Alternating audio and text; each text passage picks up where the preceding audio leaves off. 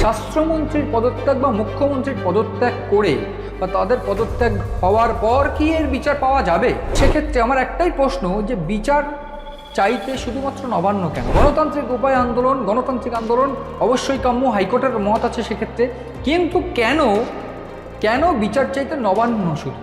এই যে আন্দোলনে যারা ছিলেন অধিকাংশই আমরা রাজনৈতিক কর্মী দেখেছি। প্রাথমিকভাবে রাজনৈতিক পতাকা না থাকলেও রাজনৈতিক কর্মীদের এইখানে দেখা গিয়েছে, যে দাবি নিয়ে চোয়াল শক্ত করে চিৎকার করে বলছে বিচার চাই, তারা বিচার পাক। কিন্তু প্রশ্ন একটাই, এই আন্দোলন কোনোভাবে কোনো রাজনীতিক নেতা, কোনো রাজনৈতিকভাবে হাইজ্যাক করা হচ্ছে না তো? সিএন ডিজিটালে আপনাদের স্বাগত। আপনারা দেখছেন ইনসাইট, আর আমি আপনাদের সঙ্গে মণি ভট্টাচার্য। কিছু ঘটনা যা আমাদের বলতে বাধ্য করে, হয়তো সেই জন্যই সাংবাদিকতায় আসা, কিংবা কিছু বিশেষ ঘটনা, যেমন ধরুন 9ই আগস্ট 2024, যেমন ধরুন 14ই আগস্ট 2024। দিনের পর দিন, তারপর রাতের পর রাত রাস্তায় কাটিয়েছে যেসব সাংবাদিকতার সঙ্গে যারা যুক্ত বা যুক্ত ছিলেন, তারা দেখেছেন ঠিক কীভাবে এই আরজিকর কাণ্ডের পর আন্দোলন বেড়ে উঠেছে। সেই আন্দোলন আস্তে আস্তে ছিনিয়ে এনেছে রাজ্যের নারীদের নিরাপত্তার একটা বিশেষ অংশ। প্রাথমিকভাবে যদি এখন দেখা যায়, বিভিন্ন জায়গায় সিসিটিভি বসা থেকে শুরু করে আটোশত নিরাপত্তা, বিভিন্ন মেডিকেল কলেজ বা বিভিন্ন ক্ষেত্রগুলোতে এই যে যুদ্ধ, এই যে আন্দোলন, তারই আমানতেগুলো। কিন্তু বর্তমানে কেন আমাকে মুখ খুলতে হচ্ছে এই বিষয়টা নিয়ে, কেন আমরা এই নিয়ে অনুষ্ঠান করছি, সেটা বলবো। নিশ্চয়ই কম বেশি আপনারা সবাই জানেন যে 9ই আগস্ট 2024 আরজিকর কাণ্ড, ঠিক আরজিকর কাণ্ডের নির্যাতিতার যে ঘটনা, আরজিকর কাণ্ডের যে জুনিয়র চিকিৎসকের যে ঘটনা বা যে নিপীড়ন তাকে সহ্য করতে হয়েছিল, তারপর আন্দোলনে ফেটে পড়েছিল গোটা বিশ্ব। এই আন্দোলন গোটা রাজ্যকে, গোটা বাংলাকে অনেক কিছু শিখিয়েছিল, কিন্তু সেই আন্দোলনের বিচার চাইতে বর্তমানে যে চিত্র আমরা দেখছি, সেই চিত্র কি আধু অরাজনৈতিক, নাকি সেই দিকটা কিছুটা হলেও রাজনৈতিক মোড় নিচ্ছে? প্রশ্ন এইখানে উঠছে, প্রশ্ন এইখানে সাংবাদিকতার প্রশ্ন তুলছে। শুধু সাংবাদিকতা প্রশ্ন তুলছে না, প্রশ্ন একেবারে যারা বুদ্ধিমান বা যারা ওয়াকিবহাল মহল, তারা প্রশ্ন তুলছে, এই আন্দোলন কোথাও গিয়ে রাজনীতির মোড় নিল? এই প্রশ্নটা ওঠা স্বাভাবিক, কারণ আমরা দেখেছি 1 বছর আগে থেকে যে আন্দোলন ধিকি ধিকি জ্বলছিল, যে আন্দোলন 14ই আগস্টের পর রাত দখল, সেই রাত দখলের পর তীব্র আকার ধারণ করে। তারপর প্রাথমিকভাবে যদি দেখা যায়, সন্দীপ ঘোষের বদলি থেকে শুরু করে সন্দীপ ঘোষের সাসপেন্ড, সিবিআই তদন্ত হওয়া, গ্রেফতার হওয়া সন্দীপ ঘোষ, অভিজিৎ মণ্ডলকে সরিয়ে দেওয়া, অর্থাৎ টালা থানার প্রাক্তন ওসি, এছাড়াও একের পর এক বিনীত গোয়েলকে সরিয়ে দেওয়া, অন্যান্য ক্ষেত্রে, স্বাস্থ্যক্ষেত্রে বহু পরিবর্তন ঘটেছে। বর্তমানে সেই আন্দোলন এখনও চলছে, ধিকি ধিকি চলাই স্বাভাবিক। তার কারণ বিচার পেল কই? স্বাভাবিকভাবে কাদম্বিনী, আমরা প্রাথমিকভাবে আরজিকরের নির্যাতিতা যে তাকে আমরা কাদম্বিনী নামে উচ্চারণ করছি, এবং কাদম্বিনী কি বিচার পেয়েছে তা নিয়ে প্রাথমিকভাবে বিস্তর আলোচনা, বিস্তর মিটিং মিছিল বা রাত দখল আমরা ইতিমধ্যে দেখেছি, গত বছরও দেখেছি, বর্তমানে দেখেছি। কিন্তু একটু হিসেবটা দেখা যাক, যে হিসেবের উপর দাঁড়িয়ে আমাকে প্রশ্ন তুলতে হচ্ছে, বা যে হিসেবের উপর দাঁড়িয়ে ওয়াকিবহাল মহল প্রশ্ন তুলছে, যে এই আন্দোলন রাজনৈতিক মোড় নিচ্ছে কিনা। আমি একটু ঘটনাক্রম দেখতে চাইবো। আরজিকরের ঘটনা, ঠিক তার 24 ঘন্টার মধ্যে সঞ্জয় রায় গ্রেফতার হয়, সিভিক ভলেন্টিয়ার গ্রেফতার হয়, এবং গ্রেফতার করার পর তিনি একমাত্র গ্রেফতার কলকাতা পুলিশের। তার কিছুদিনের মধ্যেই হাইকোর্ট সিবিআই তদন্তের নির্দেশ দেয়। প্রাথমিকভাবে বলতে হবে 13ই আগস্ট সিবিআই তদন্তের নির্দেশ দেয়। এরপর সমস্ত তদন্তভার সিবিআই গ্রহণ করে, এবং তারপর দীর্ঘ টালবাহানার মধ্যে রাত দখল থেকে শুরু করে আরজিকর কাণ্ডর রেস সুপ্রিম কোর্টে সুমোটো মামলা পৌঁছয়, সুপ্রিম কোর্ট সুমোটো মামলা করে, সেই মামলা তদন্ত হয় মোটের উপর। এটা বর্তমানে বিচারাধীন প্রক্রিয়া। এরপর আস্তে আস্তে ধাঁচ বদলেছে, কাঠামো বদলেছে, পরিকাঠামো কিছুটা হলেও বদলেছে এই আন্দোলন যেটা দিয়েছে। এরপর যদি দেখা যায়, স্বাস্থ্য ভবনের সামনে জুনিয়র ডাক্তারদের আন্দোলন, সেই জুনিয়র ডাক্তারদের আন্দোলন, স্বাস্থ্য ভবনের সামনে অনশন হয়, অনশন ভাঙাতে যান মুখ্যমন্ত্রী মমতা বন্দ্যোপাধ্যায়। সেক্ষেত্রে মিটিং মিছিল করেও কোনো লাভ না হলেও তারপর সেখানে মুখ্য সচিব যায়, আন্দোলন চলতে থাকে, তীব্র আন্দোলন, জুনিয়র ডাক্তারদের আন্দোলন।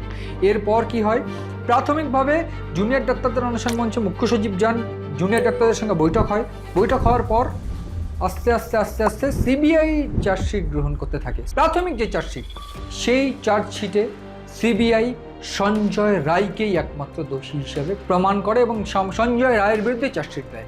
সেখানে অবশ্য কিছু বিষয় ছিল যেখানে সিবিআই পরিষ্কার করে, কেন্দ্রীয় যারা গোয়েন্দা এজেন্সি তারা পরিষ্কার করে দাবি করেন যে এই গোটা ঘটনায় কিছু ক্ষেত্রে তদন্তের সাথে কিছু লুকানোর বিষয় থাকছে, সেইগুলো আস্তে আস্তে প্রকাশ হতে থাকে এবং আস্তে আস্তে যে চার্জশিট 213 পাতার যে চার্জশিট, সেই চার্জশিট যখন ফাইনালাইজড হয়, প্রাথমিকভাবে শিয়ালদা কোর্ট এই সঞ্জয় রায়কে একমাত্র কনভিক্টেড আসামি হিসেবে বেছে নেয় এবং একেবারে প্রমাণ করে যে এই ভদ্রলোক অর্থাৎ সঞ্জয় রায় সিবিআইয়ের দেওয়া যে তথ্য বা সিবিআইয়ের দেওয়া চার্জশিটের ভিত্তিতে এই ব্যক্তি একাই কিন্তু গ্রেফতার হয় এবং শুধু গ্রেফতার নয়, তার যাবজ্জীবন সাজা হয়।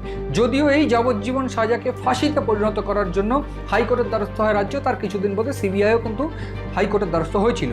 কিন্তু এইখানে আমার একটাই প্রশ্ন, একটাই উত্তর আমি সারাদিন ধরে আজ খোঁজার চেষ্টা করেছি। যেখানে আমরা দেখেছি কাদম্বিনীর যে নির্যাতন কাণ্ড বা কাদম্বিনীর যে কাণ্ড, সেই কাণ্ডকে কেন্দ্র করে আজ 9ই আগস্ট 2024 সালের ঠিক এইরকম একদিনে এই ঘটনা হয় এবং তার পরিপ্রেক্ষিতে তার বাবা মা অর্থাৎ নির্যাতিতার যে বাবা মা তারা রীতিমতো নবান্ন অভিযানের ডাক দেয়। সেই নবান্ন অভিযানকে সাপোর্ট করে শুভেন্দু অধিকারী বা বিরোধী দলনেতা, এবং বিরোধী দলনেতাদের সাপোর্ট, তারপর সেই আন্দোলন নবান্ন অভিযান অভিমুখী হয় এবং নবান্ন অভিযানে গিয়ে কারোর হাত ভাঙলো, কারোর পা ভাঙলো, রীতিমতো আহত হলেন এই নির্যাতিতার বাবা মা। প্রাথমিকভাবে নবান্ন একটা গুরুত্বপূর্ণ এলাকা, একটা স্পর্শকাতর এলাকা এবং সেই জন্য 163 ধারা বিএনএস সেকশন 163 ধারা বরাবর থাকে এবং ঠিক এই বিষয়টা কিন্তু এটি দক্ষিণবঙ্গ সুপ্রিম সরকার সহ মনোজ ভার্মা যারা কলকাতা পুলিশের সিপি উচ্চপদস্থ কর্তারা তারা কিন্তু বলে দেন যে এই জায়গাটা কিন্তু 163 থাকবে এবং এই জায়গায় না করে আপনারা রীতিমতো সাঁতরাগাছি বাস স্ট্যান্ডে করুন অভিযোগ বা প্রতিবাদ করুন। সেইটা নস্যাৎ করে গোটা আন্দোলন আমরা দেখেছি। গোটা আন্দোলনে আজ যেটা বিশেষভাবে দেখেছি, এই যে আন্দোলনে যারা ছিলেন অধিকাংশই আমরা রাজনৈতিক কর্মী দেখেছি। প্রাথমিকভাবে রাজনৈতিক পতাকা না থাকলেও রাজনৈতিক কর্মীদের এইখানে দেখা গিয়েছে। ফলে এই আন্দোলন রাজনৈতিক মোড় নিচ্ছে কিনা সে নিয়ে কিন্তু প্রশ্ন উঠছে। আমরা আরও একটা দিক যদি দেখি, তামান্নার ঘটনা, তামান্নার বাবা মা এসেছিলেন আন্দোলনে যোগ দিতে, তারা পাশাপাশি সিপিআইএমের তরফ থেকে যে কালীঘাট অভিযানের ডাক দেওয়া হয় অর্থাৎ মুখ্যমন্ত্রীর বাড়ি, সেই অভিযানেও কিন্তু তারা অংশগ্রহণ করছেন এবং কালীঘাট অভিযান বা নবান্ন অভিযান প্রাথমিকভাবে তাদের একটাই দাবি, মুখ্যমন্ত্রীর পদত্যাগ চাই বা স্বাস্থ্যমন্ত্রীর পদত্যাগ চাই। স্বাস্থ্যমন্ত্রীর পদত্যাগ বা মুখ্যমন্ত্রীর পদত্যাগ করে বা তাদের পদত্যাগ হওয়ার পর কি এর বিচার পাওয়া যাবে? প্রশ্ন উঠছে, প্রশ্ন তুলছেন শাসক দল, প্রশ্ন তুলছে ওয়াকিবহল মহল। বরং তারা এই প্রশ্নটাও সঙ্গে জুড়তে চাইছেন যে কারা তদন্ত করছিল। প্রাথমিকভাবে আমরা সবাই জানি আদালতের নির্দেশে গোয়েন্দা সংস্থা অর্থাৎ কেন্দ্রীয় গোয়েন্দা সংস্থা কিন্তু এই গোটা ঘটনার দেখভাল করছিল বা তদন্ত করছিল।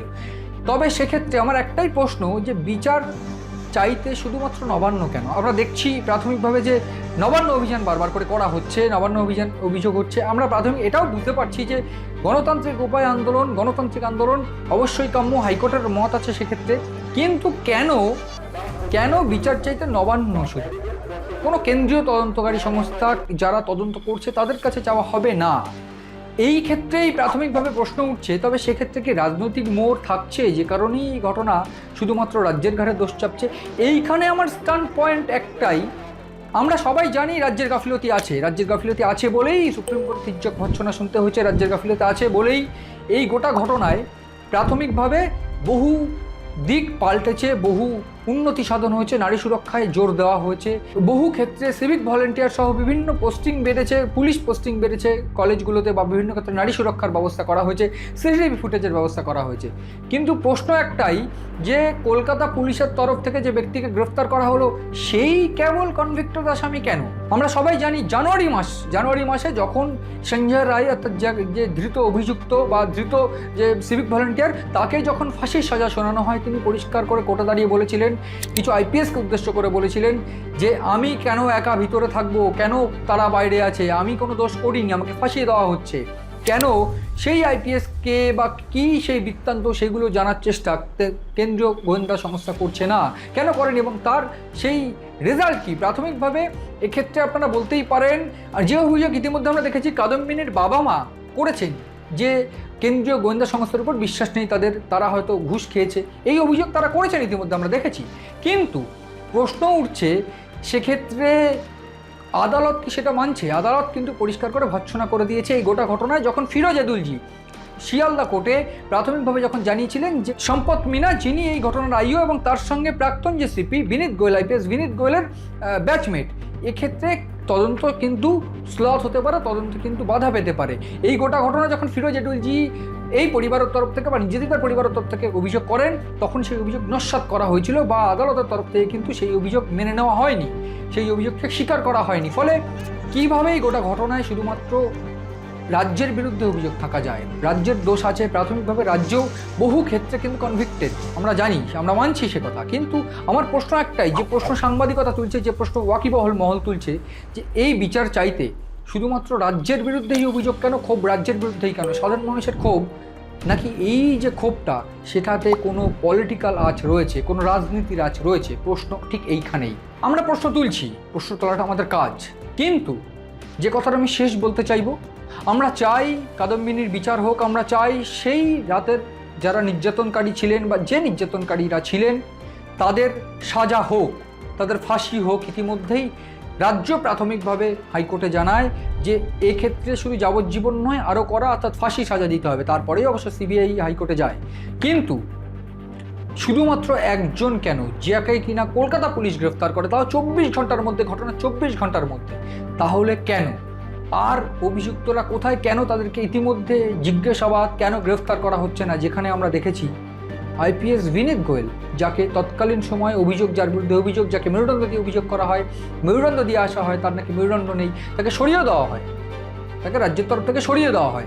তাকেও জিজ্ঞাসাবাদ কেন করা হলো না? এবং জিজ্ঞাসাবাদ করা হয়ে থাকলেও যদি সেক্ষেত্রে অন্যান্যরা অভিযুক্ত থাকে, অন্যান্যদের বিরুদ্ধে কোনো অভিযোগ থাকে, কেন তাদের গ্রেফতার করা হলো না? আর যদি সেক্ষেত্রে সিবিআই জানায় যে একমাত্র এই সঞ্জয় রায়ই দোষী, সেক্ষেত্রে কি থাকবে আর বিচারের? আমরা চাইব সুবিচার হোক।